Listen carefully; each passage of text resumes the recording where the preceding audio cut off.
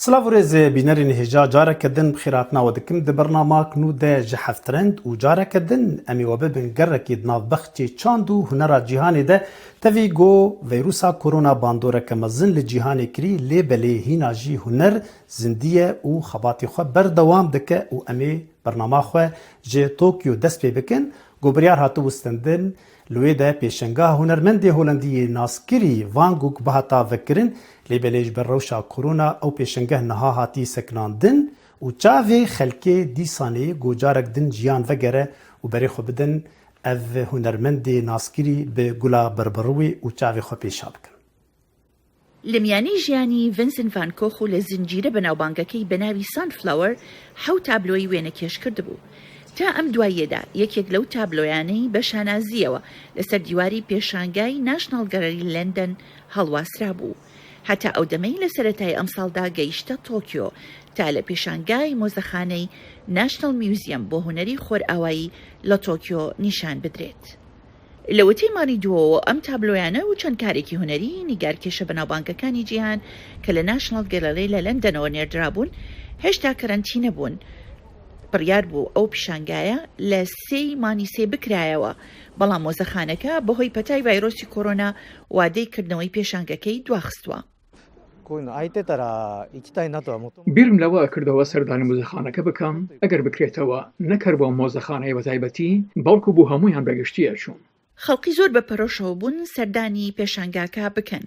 بەڵام بەهۆی پەتای کۆڤید-19 نەیانتوانیوە. ئەم خانمەشکە تابانووی ماڵە دەڵێت ئەگەر ڤایرۆسی کۆرۆنا نەبوایە ئەوە ئەمتوانی هەموو کارە هونەرەکانی دەرەوەی وڵات ببینم. لە 23 مانگی سێدا مۆزەخانەکە ڕێیدا بە کارمەندانی میدیا و پەیامنێران سەردانی پیشانگاکە بدەن چاویان بە تابلۆکان بکەوێت، بەڵام هێشتا ڕۆنیە بە تەواوی لەکەیدا دەکرێتەوە. پێشانگاکە چەند تابلۆی تری ناودار لە خۆ دەگرێت وەک The Virgin and the Child نیگارکێشی ئیتالی دۆمێنیکۆ چارلاندیۆ و هەروەها تابلۆی Four Seasons of the Life of Saint Xenobos بۆ نیگارکێشی ناودار ساندرۆ بۆتێسیلی و تابلۆی Annunciation with Saint Emidos بۆ نیگارکێشی بەناوبانگ کارلۆ کریڤێلی. شارەزایانی هونەری نیگەرانن لەوەی ئەم داخستنا بەهۆی کۆڤید-19 کاریگەری خراپی لەسەر نیگارکێشەکان و پیشانگاکانیش دەبێت. کاریگەری ڕۆژەکە بووەتە هۆی داخستنی پێشانگە مۆزەخانەکان. زۆر لە پرۆژەکان ڕاگیراون، پێم وایە هونەرمەندە پرۆفێشناڵەکان بەهۆیەوە ساڵەت بوون، تەنانەت خەڵکی تریش ناتوانن لە کاری هونەری بەردەوام بن. هەرچەندێکە ئەو پێی وایە لەم دەمەی هێشتا کۆڤید-19 لە ئارادایە کاری هونەری زیاتر پێویست بێت. پێم وایە ئەوەی سێری لەم ڕۆژەدا زیاتر پێوەستیمان بە هونەر لە ئێستاکەدا. ئیتر نازانم چۆن کارمان تێکات، بەڵام پێم وایە هەموو نیگارکێشەکانی ناچار کردووە بیر بکەنەوە لەوەی وەک هونەرمەند چۆن بەشداری بکەن. جێوتنە تۆکیۆ پایتەختی ژاپۆن لە وتەی سەرەتای مانی سێوە بەهۆی ڤایرۆسی کۆرۆناوە کاروگوزارەکان تیایدا داخراوە. هەروەها دوورکەوتنەوەی کۆمەڵایەتی کاری پێدەکرێت. لەگەڵ ئەوەشدا هێشتا زۆربەی خەڵک بە شەمەندەفەرەکان بەرەو کار هاتوچۆ دەکەن بۆ ئەو شوێنانەی دەرەوەی تۆکیۆ کە هێشتا کاروگوزار تێیدا دانەخراوە. هەروەهاژی لە سوێسرا هونەرمەندی فەرەنسی ناسکری بناوێ سایپی گۆ هونەراوی لەسەر عەرزەمینێ بێ ئاوایەکی گەلێکی مەزن و باڵکێش تێ چێکردن لەگەلک وڵاتانژی ئەو بەرهەمێن خۆ خەلکیر پار vekiriye berî demekê li Îtalya bû niha jî li Swêsra wêneyeke mezin çêkirî di derbarî korona de û di nav re ew dixwaze peyamekê bişîne ji cîhanê re di derbarî korona de û çawa hezkirin divê jiyanê şûna xwe baş bikire.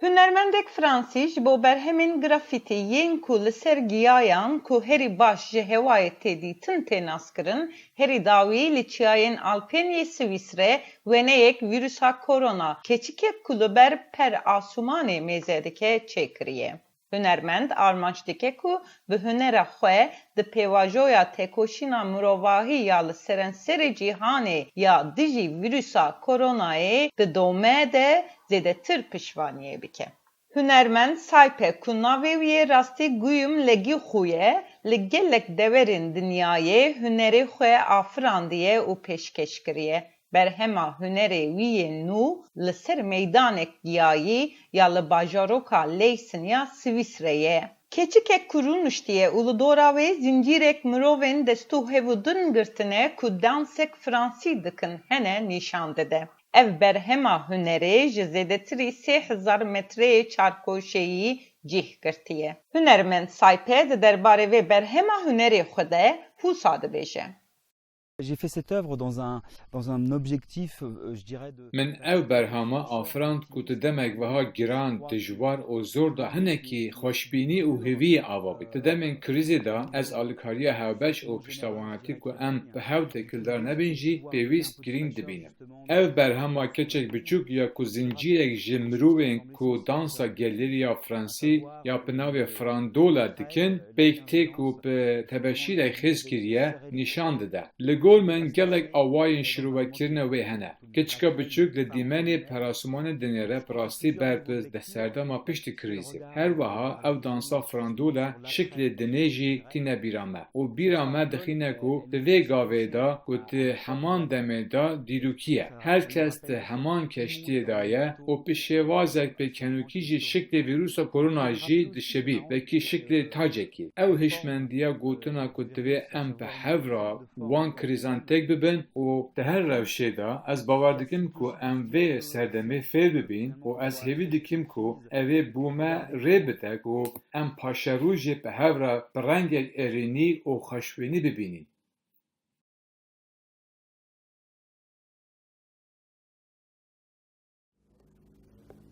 بدرین هجا زمانی کردی زمانی کی پر دولمند به دوکی خواه و زاراوین خواه اف زمانی هانی حتانی آنا جی راستی آستنگی و پرسگری کانتی لیبلی حسکری وی زمانی خباتک پر مزن دکن به همپا گو اف زمانا بگینن چارسریه که و بکن زمانه کی ستاندر جه ملت کیره اف زمانی هان گلکی پرسگری کل پیشیاوی هنه کسین گول سر خباتی دکن نتنی کردن کسنی حسکری زمان هنه جه خلکین بیانی یک جوانا پروفسور مایکل چیاته گو پر ناسکری دناف کرداده نهاجی ماموسته مایکل چیات میوانی منه امی جبرگو روشا ویروسا کرونا ریل پیشا مگرتی گو ام سردانایی بکن دریا انترنتر میکر میوانی برنامه خواه امی هنکی در باسی نوا خباتی نیب بن و بتایبتی جی پیروزباهیا فرهنگاوی یا نوح بکن فرهنگا بروسکی ماموسته مایکل گلک سپاس بو بشداری بونا تا برنامه می پیروز بپیشی فرهنگا تا گلک جی دلخوشیه جی شانازیه هم تبو میوانه می هم جیج بو فرهنگا گرین گوته دا خلکین کرد گلک سپاس سرچوا از گلک کیف خوشم ده پشت از دخوازم بیجم که همی تشتن که از بیجم دیدتنین من ین شخصینه و نه ین کتابخانه کنگرسی. بله. ماموسته مایکل دخوازم جه فرهنگی دست پی بکم. ناوی فرهنگی براستی بالام کشاندی و از باور دکم بالا گلک خلکی نیجی کشاندی. ناوی بروسک یان فرهنگا بروسکی وقت ناو لیکری. تا چما او ناوا نقاند؟ چما تنکر مایکل یان چیات یان جی ناوی کی دن ام بیجن؟ تا چما او ناوا نقاند؟ جبر که حوالی من بروس توغان بری 3 سالان چو بر دلوانی خوده ده او 46 سالی بو یعنی گلک زو ما اوج دستا و من دخواست بوی آوایی ریزا خوابوی و با مالباتوی و آوایی که ابدی نشان بدم. بله کارین سروی فرهنگی بویه از خواست منه کی پیواژویا کارین گوتل سروی فرهنگی کری تو دور یک جالی جغرافیا و تو دوری هرمین کردی دوری کردستانیه والفيدا جي كرد هندكن جمارا كردا هاگر ام بدن برانبري اوروبا يانجي هرمين كردا تشاوا كاريبو حقا سگوتن كوم بكي و از تخوازم هناكي جي تبحثا بيواجو ياوي بكي تشاوا تا لسر كار كري يعني اف كاركي نهندكي بتايبتي كاري فرهنگي ازانم گوتا بري آنا جي فرهنگ درخستيه تا كار كريه لێ یعنی گۆ خۆشە گوتهنێکی بدەزانین چاوە پێواژۆیا وێ دەبێ ژی کەسێکی وەک تەڕێ گوتنە کوردێ هم کارجی دکه کاری روزانه دکه ل پرتوخانه کنگرسی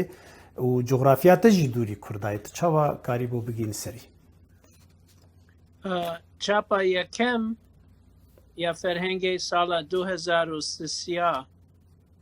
چاپو و اف فرهنگ بروسکی از وک چاپا دوم یا فرهنگ دبینم گلک برفره تره جه چاپا یکم و نها بریا اینترنت مروف دکاره هم گلک کتاب و روزنامه و کوارین کردی به دست بخه و مروف دکاره جی لتلویزیون کردی تماشا بکه و لسترانین کردی گهداری بکه نه حجه کو تو لوربی لورجی از دکارم بشتاری جم و جول یان لباتین کردان بم بله د جبو کار فرهنگی ماموستا مایکل دزانن گلکی اوه پرزگریک گلکی مزن الپیشا زمان کردی جعلی سازکرنا فرهنگی تو کسی کی پسپوره و تدگلک هفیوینی خود آخفتنی خود جی تگازنا دکه تدبیجه و رخناجی دکه جبو سازکرنا فرهنگا کردی فرهنگک گو کردکارن پالا خوب دینی و کاربن گاوین استاندر یان گاوین باش باویجن جبو زمان کردی چاواد بینه چه پیوسته مجبو کردا گو کاربن سودا کی ورگرن ج کارکی و کاریته و کاربن لپیش خینه کاری فرنگی نه تما بمینن دمج یوان لگور نرین یوان یان لگوری وقت جانات بجه دوکا گون دیوان کاربن چاوی خوکن گو تشتکی باش بکن والله لپیش تا از دخوازم بیجم کو من لوش شان خانه که وسا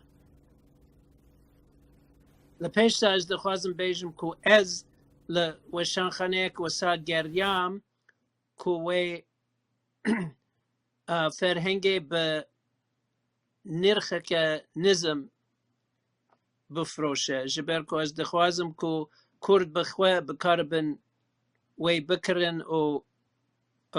سود و استفاده جه ور بگرن و هروسا همی پیو د فرهنگ دا د هر دو الفابین سرکه تین نشان دان ما بسته من پی راس نویسا لاتینی و راس نویسا عربی هر دو تنشته هف هنه د فرهنگ دا کو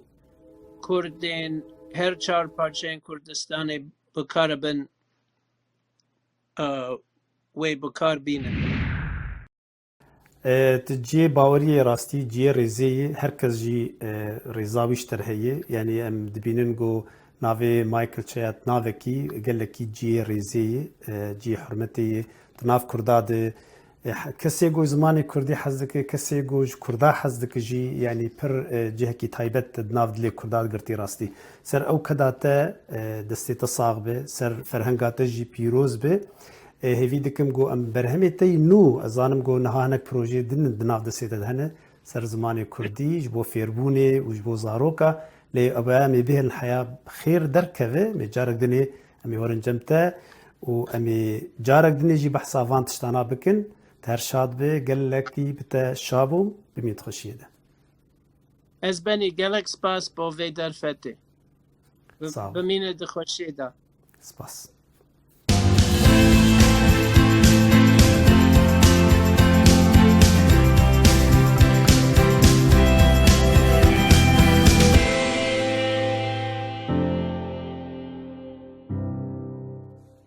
بله بینرین هجا د درباری روشا ویروسا کرونا و بیچقوس باندور الخلکی کری وک ودید د راپورت می بری نهاده نها بری خودن کردستانی خانمک هنرمند کرد جی خانقین ناوی زینب ارکوازی اف خانمهانه دوی روشاهانه ده گو هر کس مالا خوی هنر خبر دوام دکه رباز مجید سردانا وی کر و جمره اف راپورت آماده کری هەر چواردەوری ژوورەکەی تەنراوە بە کاری هونەری لەلایەکەوە کاری دەستی هەڵواسراو کە بە وردەکاریەکی زۆرەوە دروست کراون و لەلایەکی تریشەوە ژمارەیەک زۆر لە تابلۆ کاریەکێک و حیکایەتێکی هەڵگرتووە بۆ هونەرمەندەکەی زەینەب ئەرکەوازی خانمە هونەرمەندێکی شاری خانەقینە کە هەوڵ دەدات لە ڕێی کارە هونەریەکانیەوە هێزی ژنان پیشان بدات خۆی لە مناڵەیەوە خۆلیا هونەر لای من دروست بوو بەڵام لە قۆناغی خوێندکار بووم ناسرا بووم زۆر ئەو کاتە لە بزوتنەوەی هونەری یعنی من زۆر بەشداری پیشەنگای هاوبەشیم کرد دواتر لە ساڵی 2004ەوە لە دوای پرۆسەی ئازادی لە کاتی کارکردنم لە ڕێکخراوێکی ژنان یەکەم پیشەنگای شێوەکاریم کردە و لە ڕۆژی جیهانی ژنان حتما هەر هونەرمەندێک و ستایلێکی تایبەت بەخۆی هەیە لە سەرەتاوە من تەجریدی و تعبیریشم کرد من ئێستا تابلۆکانم ستایلی ئەوەیە کە زۆر لەسەر کولتورەوە ئیشیکەم بەغدادیات پێڵێن ئێمە خۆمان لەناو خانەقینین و بەشێکین لە کوردستان زۆر جار ئەو شتانێش لەناو تابلۆکانم کولتوریانە دانم بە ئەکریلیک ئیشەکەم بە زەیت هەموو کەرەستەیەک بێت من بەکاری هێنم بەڵام زیاتر بە زەیت و ئەکریلێک لەسەر کامڤاس زەینەب پێی وایە نابێت بە بەردەوامی ژنان وەک قوربانی پیشان بدرێن بەڵکو پێویستە بەهێزی و خۆڕاگری ژنانیش لە هونەردا کاری لەسەر بکرێت زۆر تابلۆکان ئەبینیت ئافرەتی تایە دیارە وتم هۆکاری یەکەم لەبەرەوەی لەناو ڕێکخراوی ژنان کارم کرد دوو لەبەرەوەی ئاگامان هەیە لەناو مجتەماعمان خۆتو هەر نابێت تونند و تیژی لەناو تابلۆکان دەبێت من بەڕاستی لەگەڵ ئەوەدا نیم کە وێنەی ژن بە شێوازێک پیشان بدەیت هەر تونند و تیژی بەرامبەرێکرێت و زەعیفە نەخێر ڕۆڵی ژن پیشان بیت ژن بە جوانی پیشان بیت ئەو لە کەرستەی جیاوازیش هەڵدەستێت بە دروستکردنی کاری دەستی و بە تایبەتیش ئەو کارانی کە بۆ جوانکاری ناوماڵ بەکاردێن ژن لەناو کۆمەلگای ئێمە بەڕاستی زۆر بربەستی هەیە خۆمیش وەکو ژنێک کە لەو مەجالە کارکەم حتمما بە ئاسانی ناتومەتە پێشەوە ڕێگری هەیە بربەستانە هەیە ململانی هەیە بەڵام ئیرادە واد لێ ئەکات کە تو ئەو بربەستانە بشکێنیت بۆ ئەوەی پەیامێک بگەینیت کە ئێمە ژنان یعنی توانین لە هەموو بوارێک خۆمان بسەلمێنین لە سەروبەندی بڵاوبوونەوەی ڤایرۆسی کۆرۆنا و قەدەغەی هاتوچۆ زەینەب هەستا بە دەستپێکردنی پرۆژەیەک بۆ منداڵان تاکو لە جێی چوونە دەرەوە لە ماڵەکانیاندا خەریکی وێنەکێشان بن و بەو شێوەیە بەرەنگاری کۆرۆنا ببنەوە پیشەنگایەکم بانگەوازی پیشەنگایەکم کرد بۆ مناڵان ئۆنلاین کە مناڵان شەڕ یعنی بەرگریکەن لە خۆیان بە کۆرۆنا بە هونەر خۆشبەختانە 25 مناڵ بەشداری کردووە لە دەرەوە عێراق لە تورکیا و لە هەولێر و لە خانەقین ئێستا حالیەن تقریبا 25 بەشداربوونمان هەیە لە ئێستادا خانمە هونەرمەندی شاری خانەقین زەینەب ئەرکەوازی بەهۆی ڤایرۆسی کۆرۆناوە لە ماڵ دەمێنێتەوە و ئەم دۆخەی قۆستووەتەوە بۆ پەرپێدانی کارە هونەریەکانی و گەیاندنی چیرۆکی زیاتر لە ڕێی تابلۆکانیەوە ڕێباز مەجید دەنگی ئەمریکا خانەقین پەیامنێری ما عارف ئەسڵان هەر جارێ ژمەرە راپۆرتێکە گەلێکی باڵکێش دشینێ بە تایبەتیژی لەسەر دەنگبێژی وانێ گۆ یەک جوانە ئەڤ خۆرتێ کورد سلمان دەمیرە لەبەر دەستێ هونەرمەندی مەزن و دەنگبێژی ناودار لێ دە فێری سترانە دەنگبێژی شێوازە دەنگبێژیە دەبێت گۆ بڕاستی شێوازێکە گەلێکی زۆر و زەحمەتێش بۆ گەنجێکی وەکوی کامبەرێ خۆ بدێنێ بێچاوە سترانی کلاسیک و فلکلۆرا کوردی جارەکە دن دەبێژ کەلەپرا دەنگبێژی هەر چەند ناوە کورداندا خۆردبوونا خۆ بەردەوام بکێژی هێ ترسا نەماینێژی هەیە مینە دەڤەرێن دین لە وان و هەرەما سەرحەدێ دەنگبێژی تێ بەردەوام کردن بێگومان کەونە شۆپیا وێژا کوردیا دەڤکی دەنگبێژی دێ بسایە جوانان سەر پیا بسەکنە ئەم لە ناوە باژارێ وانێ کێتن دوو شۆپا جوانێک دەنگبێژ و ام بون مهوان دکانا کومک جوانن نام پیش کو دناوان جوانان دا دنگ بیجه بناوه سلمان دمیر هبو. لعالیه که دتانوره دا نان دبیجیا و عالیه که دینجی دمیر کلامن خواه دستریان. خزان خزان از خو چره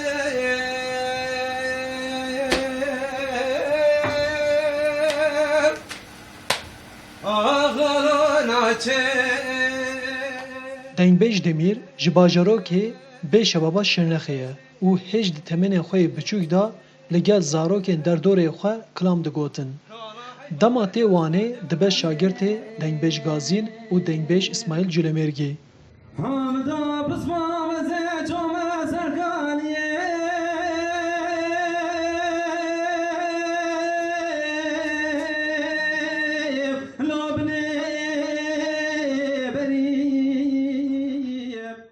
بله برنگی مدبوتن بر همان منا خداد بود بله ود سال همچون آدم ماموسه جهات یه اش زانا همچون آدم و در اسماعیل جلمرگی رحمتی دنگش گازن هبو اما آدم و خدره کی بیشتر آماجم اول که از شراکی توجی بزانم و سانه تو هیچی مثلا بنجه سرانیا کی اشکیری هاتیا یعنی امسال سکین آدم ماموسه اسماعیل جلمرگی زن خودم همش کابزانن روزی پیشکام همه چیز باش بکن. دنگ بیج دمیر وک جوانک حسکرین آخویا جبو دنگ بیجی و ها آنی زمان. مثلا استرانا هات گوتنه مثلا شرق قومی آنجا بیج مثلا که قومی ناوی سانی داد بورتن. برای چندم گرد دنگ بیج حسیر. اجت خوازم مثلا شما دنگ بیج که بچه مکوش که دیوانه که رو نخواره بو ملت بحثی و چی رکابی کم. هر وها دنگ بیج دمیر بالکشان سر گیمبونا درفتن جبو دنگ بیجی و گل کو او ارمانج دکین ددمگ نیزدا به پیشنگی دنگبیج اسماعیل جلمرگی مالا دنگبیجان آوا بکن. لاستانگی نه هیا یا براستی آستانگی نوان هم گل پیش کرده بود ولی باره که بو من هفته انگلیم دیسامی دیج دستمه بتیم پیش بیخن هم خود جایی که دیار بخوا مالا دنگبیج که ایشالا وکم واروش کن. دنگبیج دمیر دداویه دا کلاما حسن مالا موسا کسر اوینداری هاتیه گوتن پیشکشی تماشاوان مین هجا کر. حسن مالا موسا چاتت من دخوازم لمنادنیم هونه چوایا بکشن سخاطر مرابنیم لیکم نجنیم آخ ای واخل من ای واخل من ای واخل من ای واخل من مالا منیم ساتای پاچا ورشو بلای شرینا منیم لیخال که افتنیم. عارف اسلان دنگ امریکا وان. باجار موصل گروجک بو ناوندا داعش و تاریا داعش لهر دوری باجار گرتبو نها پشتی گورزگار بو گروپک ج چالاگوانین وی باجاری دخوازن گو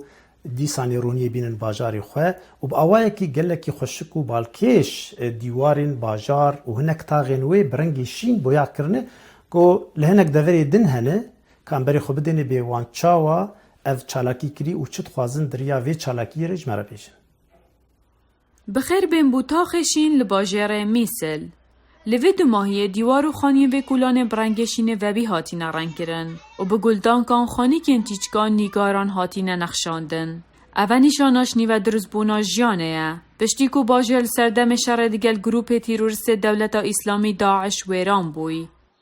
بعد معارك تحرير موصل ارتبط اصل مدينه پشتی رزگارکرنا موصل به تایبت ناوندا کون یا باجری ناوی و ایرانی چوبو جبر وی کی آرمان جامعه ام جیان و گرین باجر کون کلتور و نرخین و به باشترین و جوانترین شیوه نشان بدهیم.